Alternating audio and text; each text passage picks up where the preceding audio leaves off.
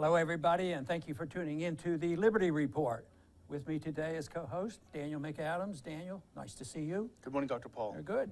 We have a very special guest today. Yes. A friend of Liberty and a friend that I've known for several years now. And he's a famous person, though. He's really famous. One of probably the most famous people we've had on this program.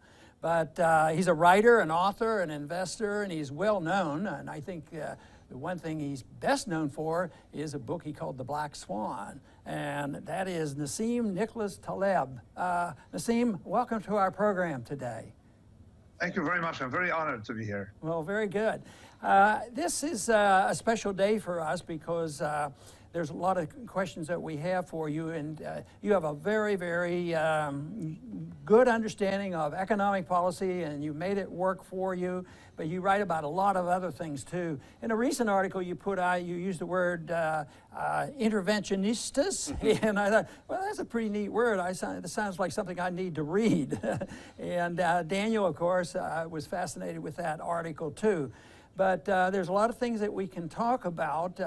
I, of course, as Daniel is, we like to talk about foreign policy, but anything that you might want to bring up is fine, but we certainly want to, cover as many bases as we can. And the one theme that I got from your book is that about predicting about risk, and I find this very fascinating. The inability to predict risk of rare events. Yeah, but the fundamental point is that people don't learn from the experience of others. So someone who can harm others for a long time will never improve because he's not paying a price for it. And that's not how nature works. Nature works at the level of the cellular level. Well, people who are harming others also end up harming themselves and eventually leave the gene pool. So that's how nature learns, because the species learn that way. And here we have a class of people who recommend foreign policy and basically make all the mistakes in the book with impunity because they don't pay a price for it. And you refer to that as skin in the game. Is that correct? Skin in the game, exactly. Lack of skin in the game. Now let's imagine that you had pilots who were absolutely unharmed by crashes. You see, and without a mechanism, and people are stupid enough to put them back on planes, and then they would crash a plane, kill all passengers, and continue. Well, that system would eventually lead to complete systemic destruction, and that's what we have now in foreign policy. Foreign policy is largely determined by a minority of people in Washington who have a mental defect, the complete mental defect, and they don't learn from the experiences of others. They don't learn from anything. So, for example, people who are recommending an interventionist foreign policy in Iraq recommended again the same thing, to install democracy, so-called democracy, and then we'll see what that means, in Libya, and of course. They recommended subsequently the same thing in Syria. Now, people typically, I've been a trader most of my life, people learn from their mistakes. If you blow up, you're out of the gene pool, and you end up with people who end up learning. We don't have that with foreign policy, and you bring the same people back. So we don't have the mechanism, and that's the result usually of a very centralized system that ends up being dominated by what we call the elites, and these elites eventually destroy the system. And they've done it once in Egypt, pharaonic Egypt, when it was a centralized nation state, and they've done it once in China, and they're going to try to do it again in America today. So it probably would be safe to say that the neocons probably need a little skin in the game. Maybe they would change their attitude. And also it sort of fits, my thought is that maybe this sort of explains why old people who don't fight wars are generally the ones who push us into war, and young kids who have to do with all the fighting. Unfortunately, too often those individuals don't do the fighting. And then, of course, one thing that was always annoying to me was to run into the chicken hawks, we called them. Yes, they were gun-ho over all this war, but they never dared put their own skin in the game, you know, at an earlier age. And sometimes they'd get, and I don't fault them for trying to avoid the war, but I fault them for being willing to support the war. But when their numbers came up, they found ways to avoid the danger that they had to face. See, I don't think at any time in history have we had as many people transferring risk to others. At no point in history. I don't know, if you read the history of the Roman Empire, you realize that most emperors, less than a third of the emperors died in their bed, and you know, had life expectancy been longer, even fewer would have. So the emperors, many of them died in battle, and many of them were first in line in battle. Like Julian was first in line when he died, when he was killed by a Persian by a Persian spear on the frontier on that, and so. We never had that before. What we have today, so many people who sitting in the New York Times, a Washington office, or sitting I don't know where, can dictate foreign policy at zero risk. Well, you know, and of course, an air-conditioned office and the comforts of life. But we never had that before. Two things that we need to figure out: that even in nature, you have a predator-prey game that has to include some kind of reciprocity. It's never complete aggression. But with these people, we don't have these breaks. Daniel. Yeah, and it's interesting. It's not even do they operate with zero risks, and I'm thinking specifically here of those who populate the think tanks along the Beltway. As a matter of fact, when they do mess up, when things do blow up, they actually find themselves advancing. There's more money from the defense contractors to fix the mistakes. We're talking about yet another surge into Iraq and Afghanistan after the last several were such disasters. So they actually even benefit from their mistakes. But I found it was a little bit frustrating because I think you made the most compelling case against interventionism. We try to make the case here on the show so much, but you almost sort of boil it down into epistemological terms. The inability, the incapacity to acquire enough knowledge to solve problems where you have no skin in the game, you're not part of the process, you have no understanding of the cultures that you're operating in the arrogance of the people in the State Department who will come up with another idea or the next idea or another one. I think it's just so compelling, this whole idea of information, the inability to have information. Yeah, I mean, actually, I even speculate that if you send the people in the State Department, you put them all on sabbatical and let them do what usually low hormone people like them do usually, which is pottery or whatever it is, and would have a lot more peace because they mess things up. It is well known that in the early stages of a discipline, say medicine, you usually cause a lot more harm than good. And it takes a long time for a discipline to start improving. Now, meanwhile, these people manage to continue because at the macro level, you may never have convergence. Like in medicine, if a doctor kills too many patients, at some point, he or she will have to stop. Whereas in the macro world, you don't quite identify the source of the problem. You cannot really zero in on who caused it.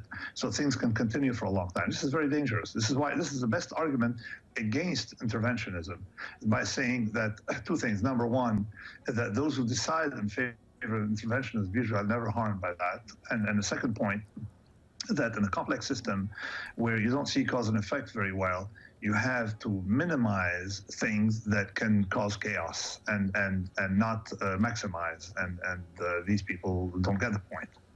They're educated in the 60s and 70s, or educated today, but with books from the 60s and 70s, when we still didn't understand complex systems. Today we understand complex system, and anybody who knows complex system would tell you this is complete nonsense. Mm-hmm. I want to go back to this prediction of risk and these rare events.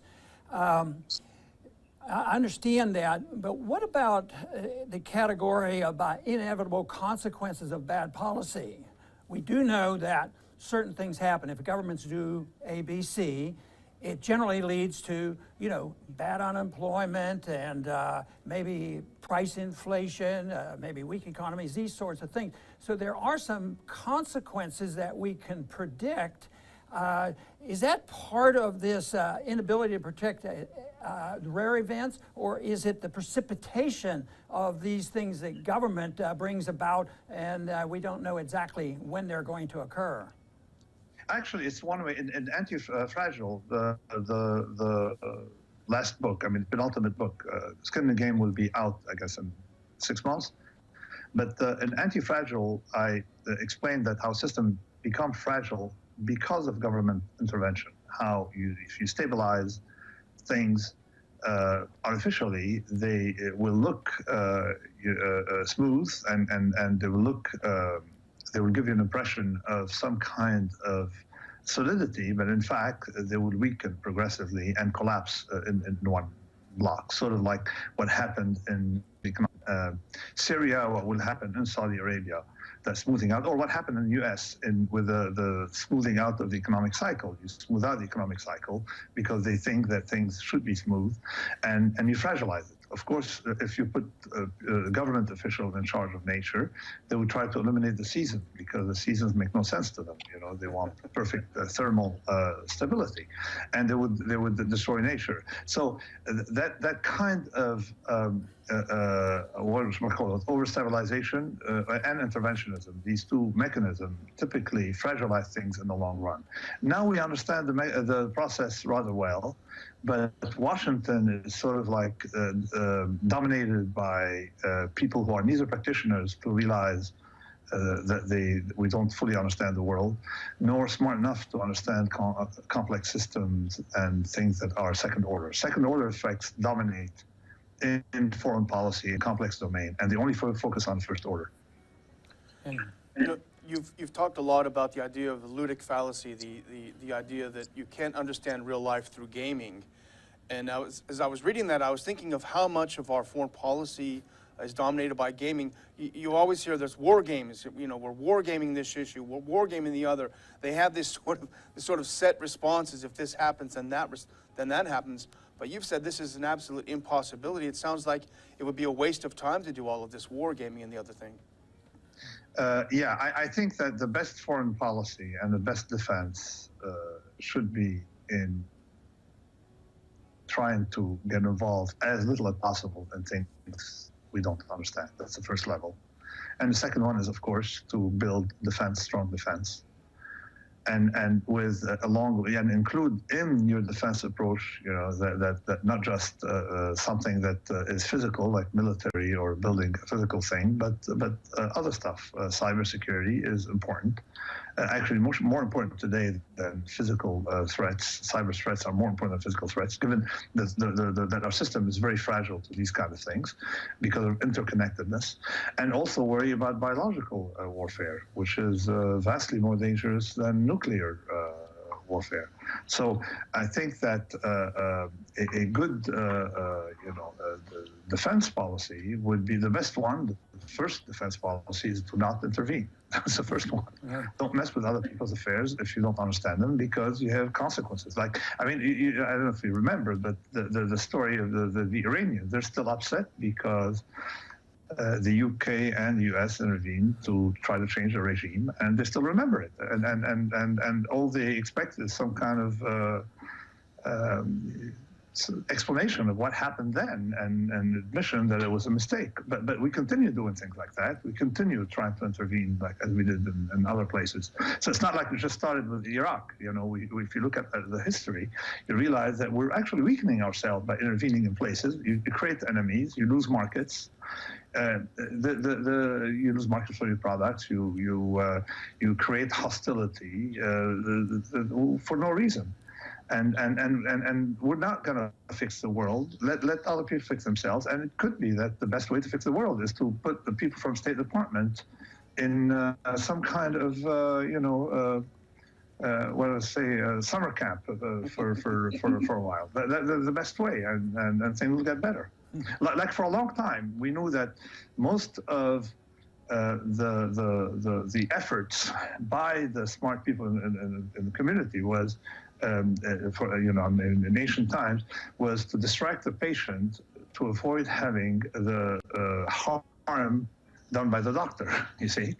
Iatrogenic, except for surgery, doctors were shortening the life expectancy of patients. It's the same thing today with foreign policy. And it's almost an identical problem because in both cases we're dealing with a complex system. Mm-hmm. You know, you challenged the quantitative economics as not being very successful, and you're critical. And it's that group of economists that frequently say, well, when there's good times, maybe some are saying it now, generally at the end of a cycle, they say, it's different this time. Our charts show this. It's going to be different. It's perpetual wealth, perpetual growth. It's different this time because our computers tell us this is so. Could we play on that a little bit and say, well, maybe it is going to be different at this time. Maybe we have a greater distortion and a greater bubble than we've ever had before, and maybe the correction, when it finally comes, will be different this time. Is that overstating a possibility, or would you think that is a potential? I think along these lines, because the last crisis was worse than the preceding ones, because the world was in a situation that was even more fragile because of connectivity and because of a larger role for what I call the empty suits, people in the Fed. So, and since the crisis of 2008, under 8 years of Mr. Obama, what did we do? We increased debt. We basically solved no problem. And they injected Novocaine in the system, so they did numb the system. And now we have high hopes that President Trump, who basically is buying the market on his highs, Obama bought the lows. He, as Marc Spitznagel keeps insisting, that someone should tell him that you're buying the market at top prices. And now we're inheriting a situation of 20 trillion debt, say maybe 15 to 25 trillion, because there are a lot of hidden liabilities and a lot of some hidden assets. And we have interest rates at zero. You can't intervene when you need them. And a class of people in Washington who got us here, no skin in the game, they're still there, and they have no clue about what's going on. So no, these times are maybe different in a scale of things because we put too much Novocaine. And when a patient wakes up, Novocaine may become ineffective. So that's that, and we have had too much pseudo-stability. Nassim, I wanted to ask you a little bit about the last recession. When that hit, did you anticipate that things would turn out the way they did? Some people thought, the whole thing will go down and major events would have to occur. Major events did occur, but we didn't have a new monetary system, and they limped along. So what was your anticipation back then? Did you think that it would work out about the way it happened? Well, I was expecting the system to fix itself by having more bankruptcies, which basically destroys debt and transforms it into equity. What happened instead is a shifting of the cost of the mistakes, namely, increase in debt, and the insolvency of banks, shifting that burden from the private sector to the public sector. That I did not expect. Nor did I expect, for example, that in 2010, the bankers would pay themselves the largest bonus ever in history, thanks to Mr. Geithner's intervention.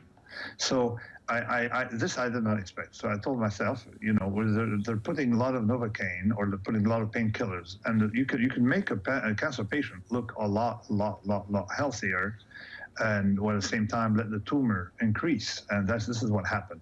So will the system correct itself? Maybe some structural change on the part of President Trump will give a boost to the economy, to the world, that would cancel out previous mistakes. I don't know.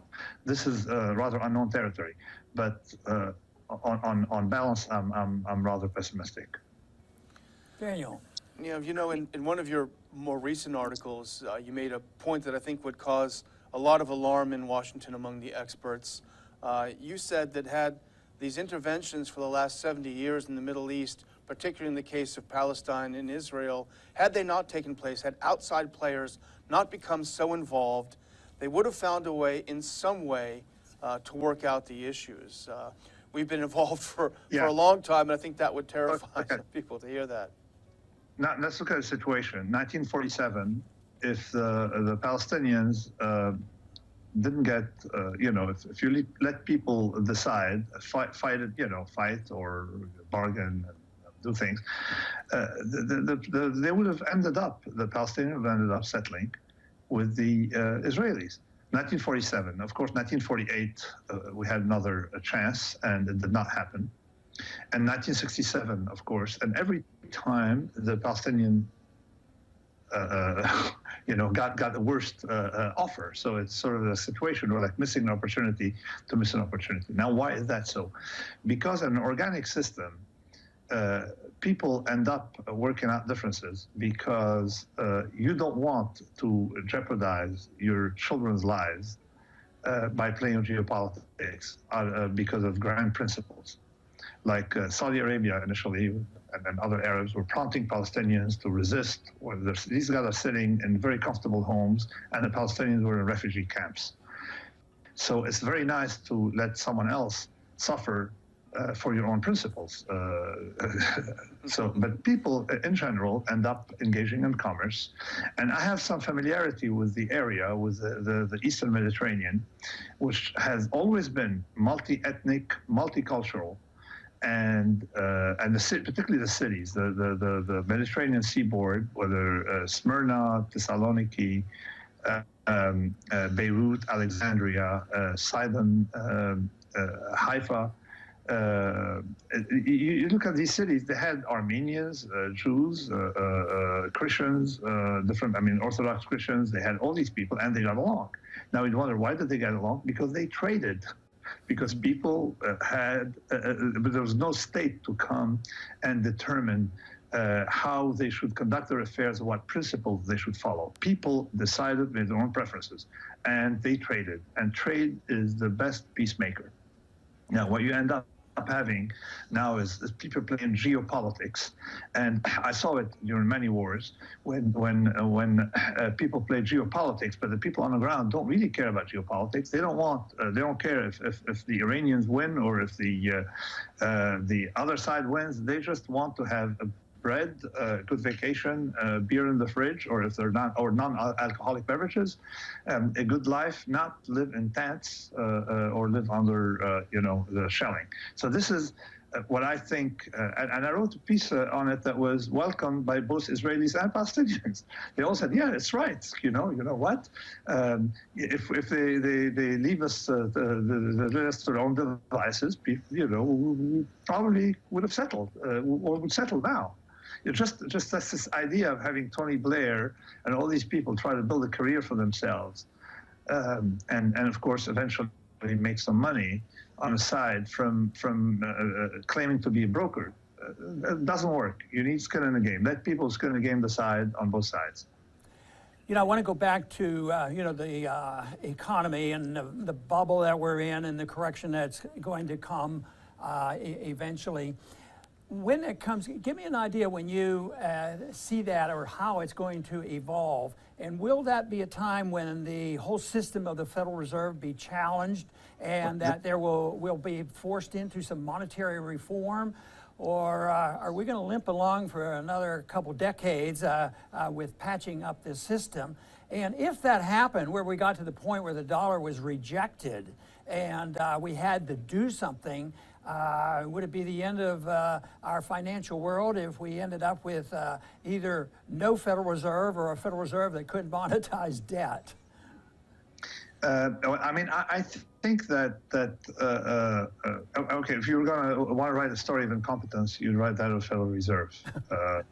For the last 30 years, especially under Greenspan, who claims to be libertarian. I don't know which books you've read. Definitely not the ones on my shelves here.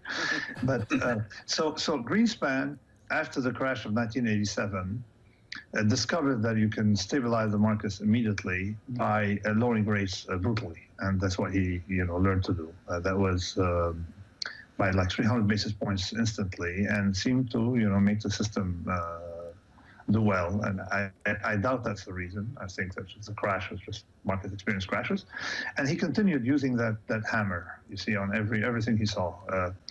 So eventually, people started thinking that the Federal Reserve was the savior, the panacea, everything. Monetary is no panacea, okay. And it did effectively create distortions, and asset price inflation. That is. The asset price inflation didn't start under Obama. It started under George Bush, or actually it was there before. Lowering rates in such a manner leads to, of course, distortions. People can't buy a house. So if we didn't have a Federal Reserve, we would have been a lot better off.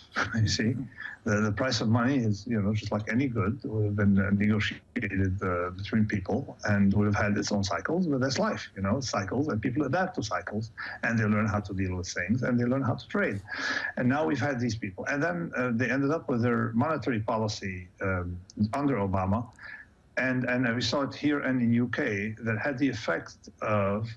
And you look at that, at some point, the price of real estate in New York, the median price was monstrously down, and the average price was monstrously up. What does it mean? It means that a few apartments went from 2 million to 10 million, and the rest was drifting lower, okay, for the lower middle class. So what they created is when you lower interest rates, people jump on assets, any asset that that has a little bit of yield interests them, and then start paying up for these. And that's and that's not something they saw. They didn't realize that it increases inequality. They didn't realize that low interest rates, and we have no evidence that 1% interest rate or 0% interest rate is much better than 4% interest rate. We have no evidence. We have no idea how that works. That they use, and whenever they use quantitative methods, they use statistical techniques that are neither robust nor particularly rigorous. So I don't know on what grounds they're lowering rates. They did lower rates. On what grounds they're acting that way.